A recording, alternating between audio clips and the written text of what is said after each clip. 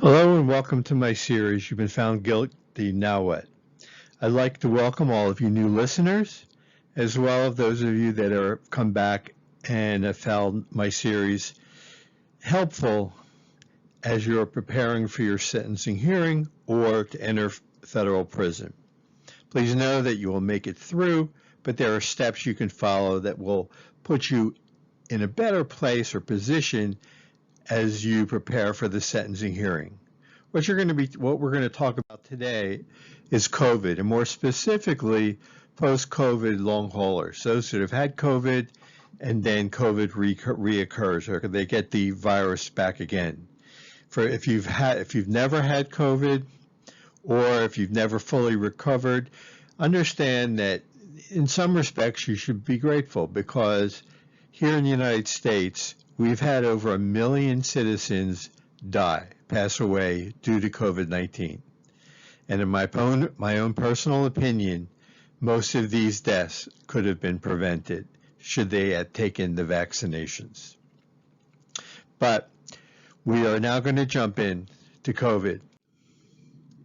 If you know that you're a post-COVID long hauler, if you've had know someone that had, or someone close to you has had COVID, or you felt you've had COVID but you have not recovered from all the symptoms, maybe you're immune compromised, you've had COVID symptoms are recurring.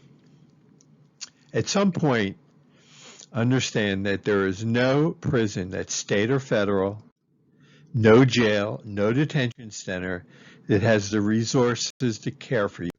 It's just not there, and it's not part of any prison's mission. Why is that?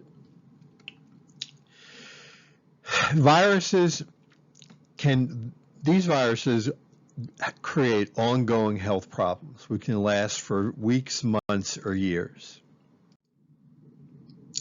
And as these are continually being researched, not here in the United States, but around the world, these facilities, even in the Federal Bureau of Prisons, where they have a half a dozen or more federal medical centers, I think 7 at this point, they just don't have the finances or money in place to have one-to-one staff nursing and training and time and supplies to provide this quality care. It's just not there.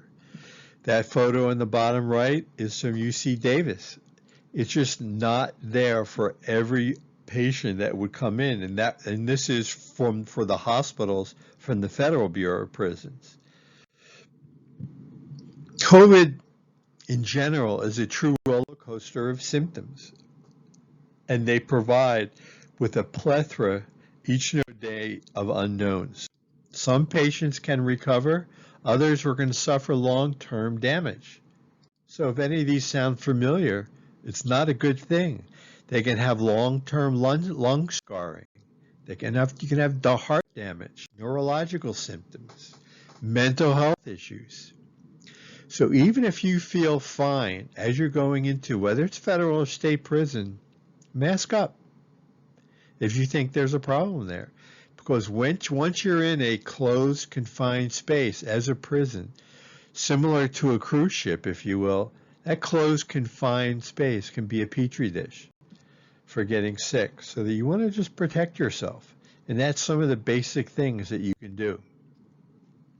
Next in my series, we're going to review what's called the Statement of Reasons, which is what the judge fills out where he explains his decision in sentencing you.